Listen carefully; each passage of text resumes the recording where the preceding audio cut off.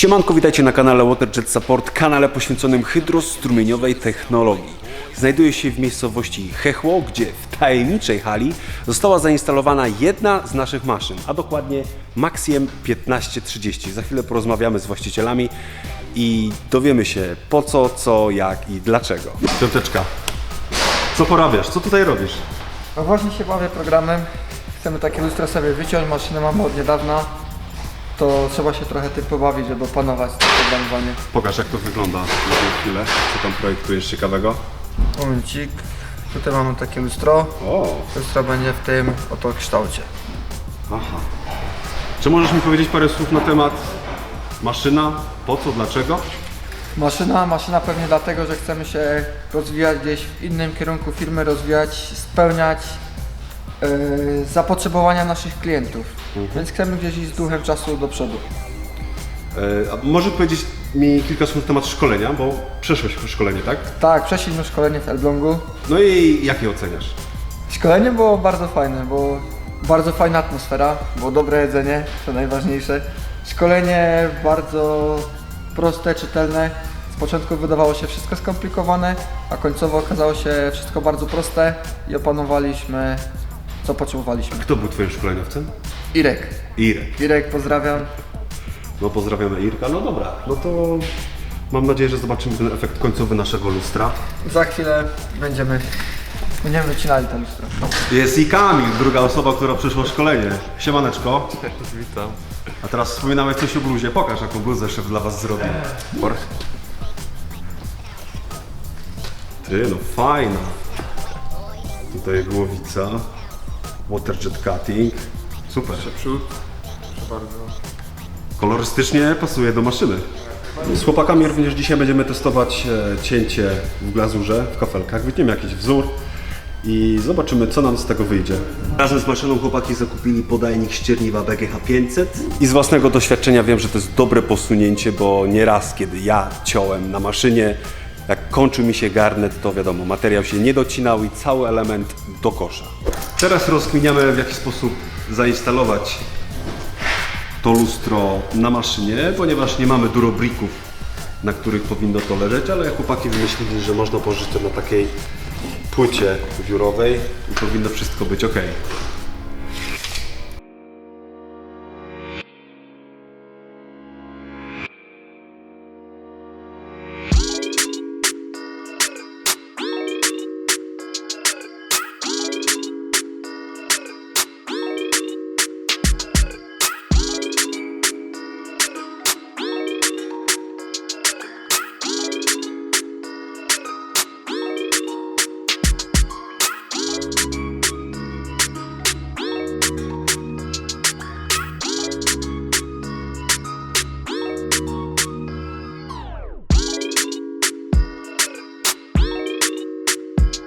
Czas zamienić kilka słów z właścicielem.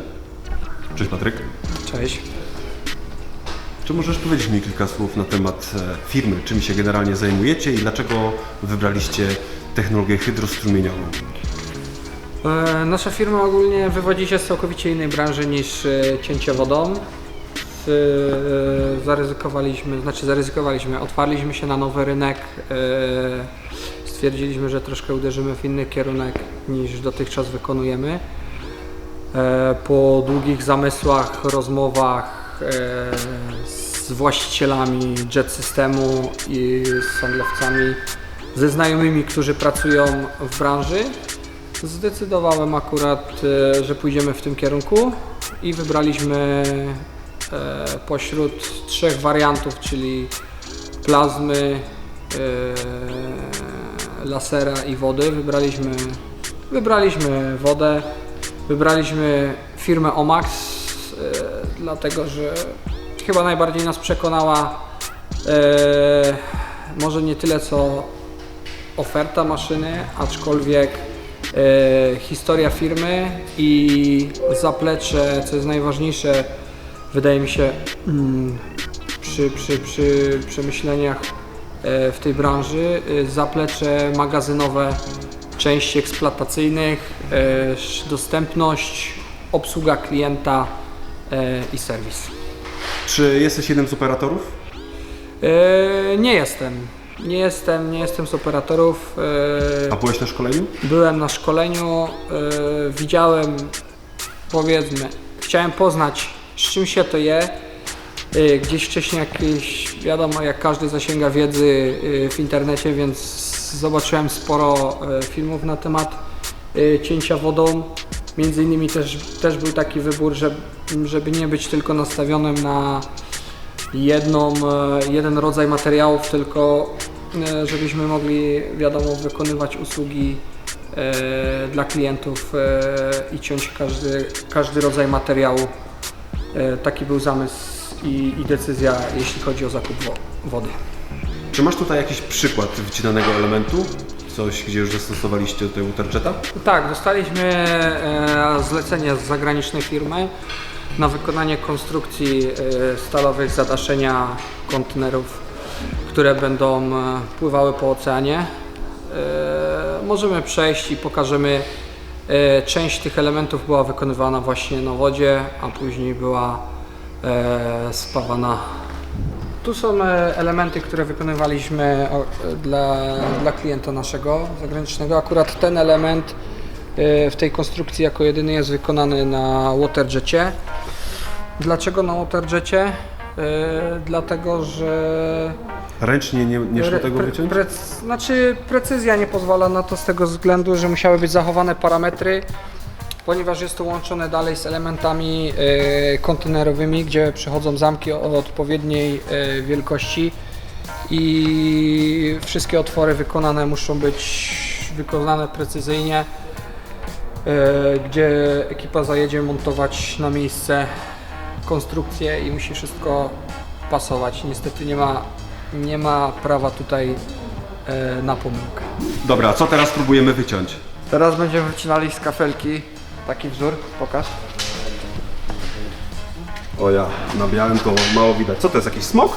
To jest taki smok, z internetu wzięliśmy wzór i będziemy wycinać go z takiej kafli, a później wytniemy go z takiej i zrobimy z dwóch jedno.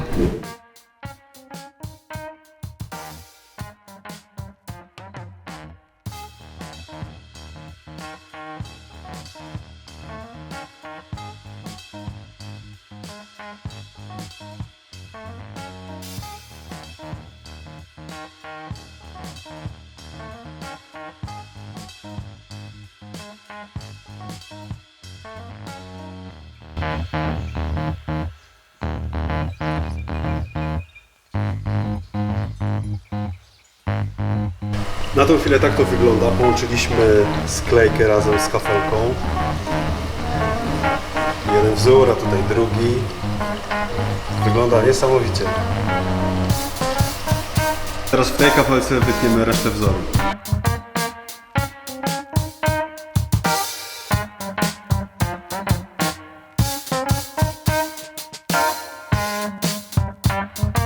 Tak wygląda efekt naszej zabawy.